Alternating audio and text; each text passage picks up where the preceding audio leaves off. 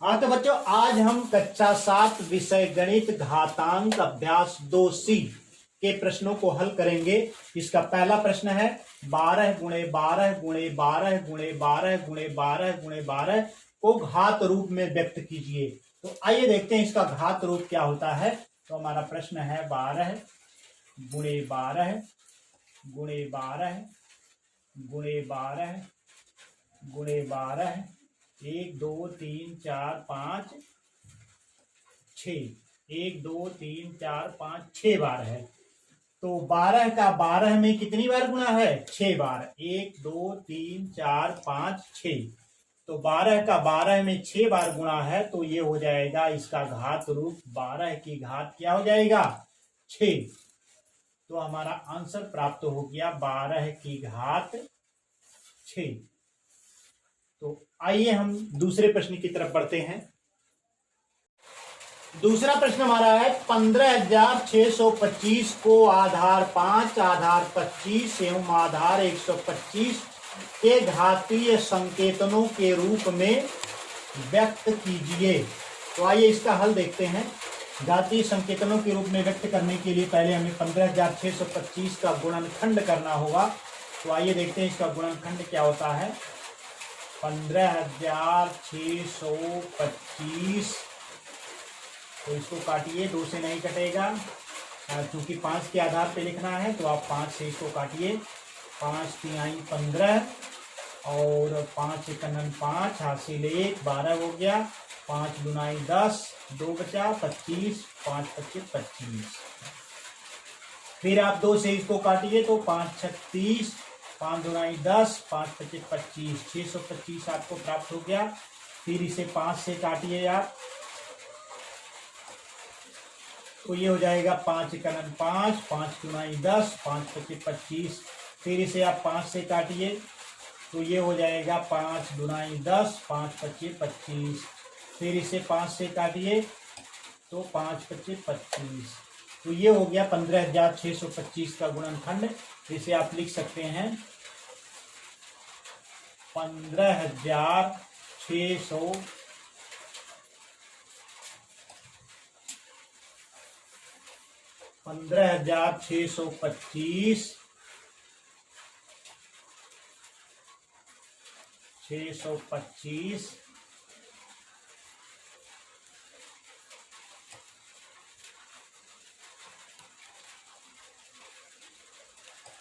बराबर कितनी बार 5 का 5 में गुणा करेंगे? 1 2 3 4 5 6 बार। तो ये हो जाएगा 5 गुणे 5 गुणे 5 गुणे 5 गुणे 5 गुणे 5। तो ये हमारा हो गया इसका 15,625 का गुणनखंड हमको प्राप्त हो गया। 5 का 5 में 6 बार गुणा। इस गुणनखंड को आप लिख सकते हैं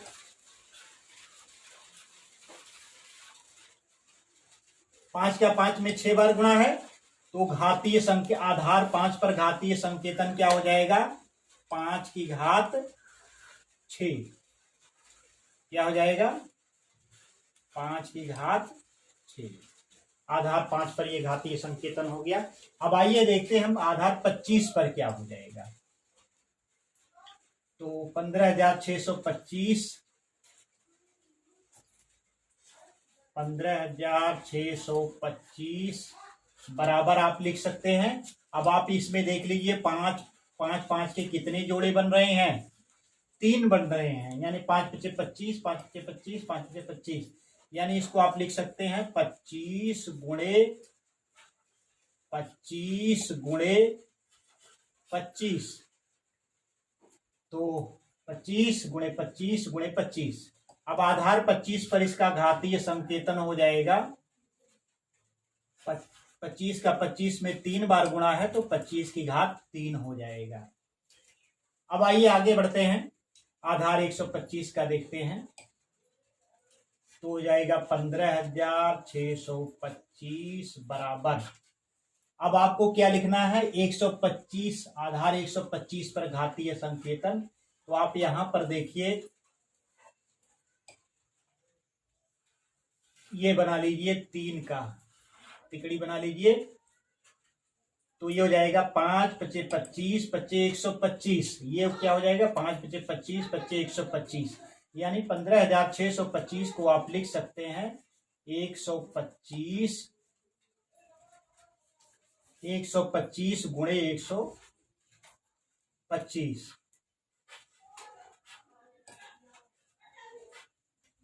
125 गुणे 125,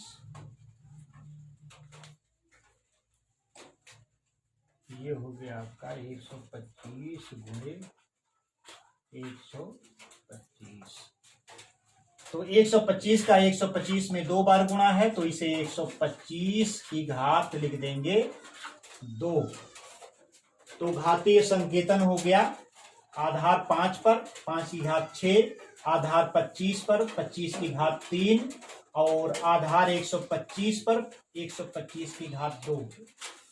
तो आंसर हमको प्राप्त हो गया 5 की घात 6, 25 की घात 3 और 125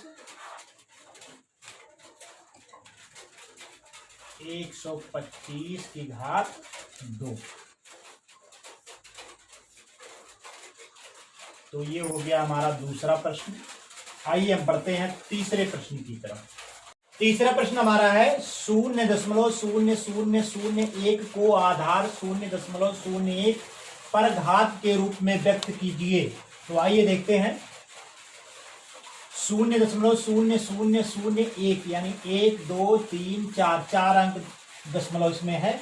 तो इसमें 10,000 से गुणा कर दीजिए, 10,000 से भाग दे दीजिए, यानी ये हो जाएगा 0.0001 गुणे 10,000 बटा 10,000। अब आप आगे बढ़िए, जब इसमें 10,000 से गुणा होगा तो दशमलव इसका हट जाएगा और भाग के रूप में 10,000 यहां पे नीचे पड़ा रहेगा।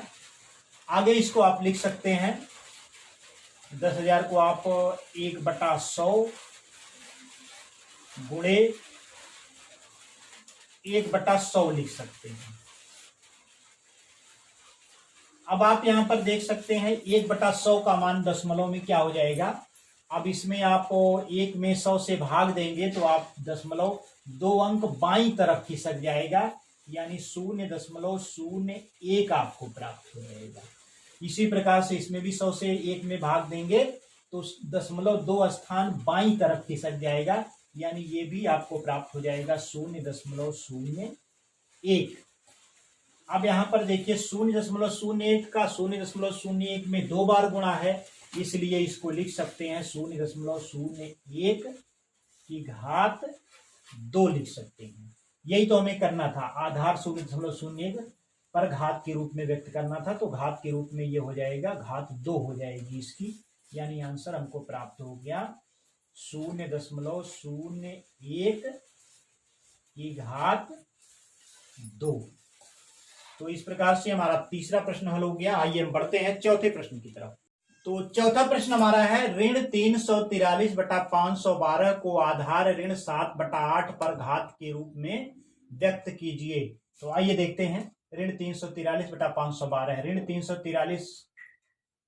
343 को आप पहले 7 से काट दीजिए, तो 7 चौक 28, 6 34, 7 9 63, फिर 7 से काट दीजिए, 7 7 49, यानी 7 का 7 में 3 बार गुणा हो जाएगा। इसी प्रकार से 512 का आप गुणनखंड कर लीजिए, क्योंकि आधार 8 पे लिखना है, तो 8 से आप काट दीजिए, तो 8 6 48, 3 51, 32 हो जाएगा। 8 चौक 32, पुनः इसे 8 से काट दीजिए, तो 8 8 64, यानी 8 का 8 में 3 बार ये गुणा हो जाएगा, यानी ये हो जाए। चूंकि यहाँ पे ऋणात्मक चिन्ह है, इसलिए 7 को ऋण चिन्ह के साथ लेंगे।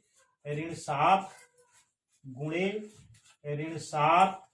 गुणे ऋण 7 बटा 512 का गुणनखंड हमने किया है तो 8 गुणे 8 गुणे 8।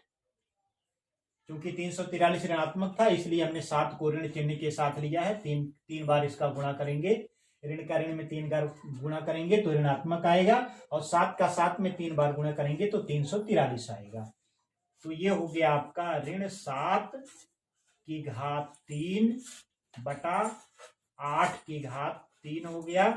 और इसको लिख सकते हैं ऋण 7 बटा 8 पूरे की घात 3।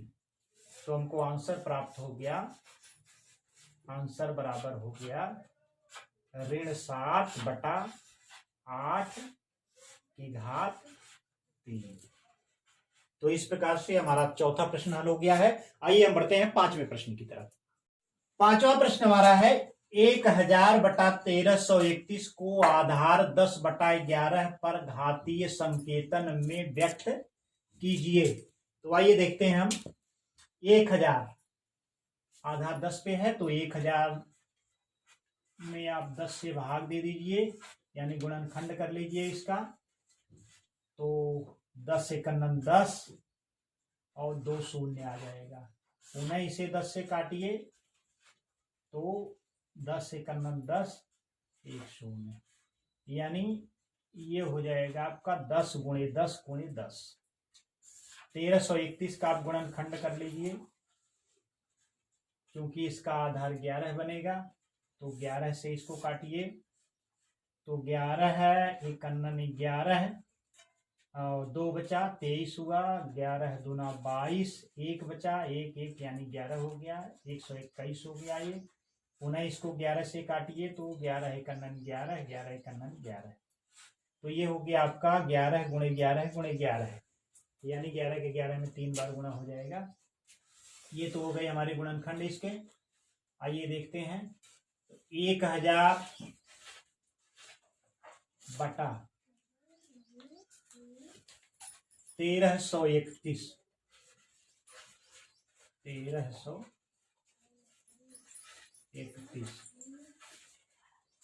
इसको आप लिख सकते हैं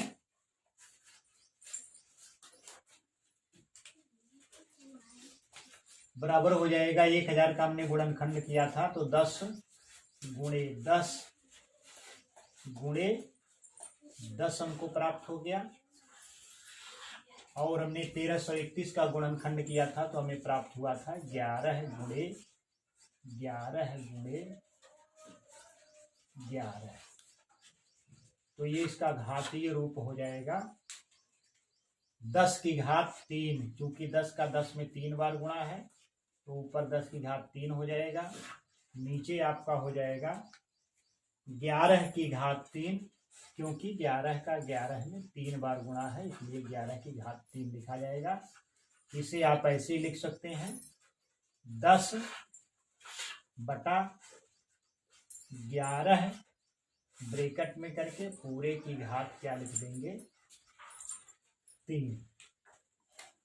तो ये हो गया आपका घातीय संकेतन 10 बटा 11 के आधार पर। तो पांचवें प्रश्न का आंसर हमको प्राप्त हो गया 10 बटा 11 की घात 3।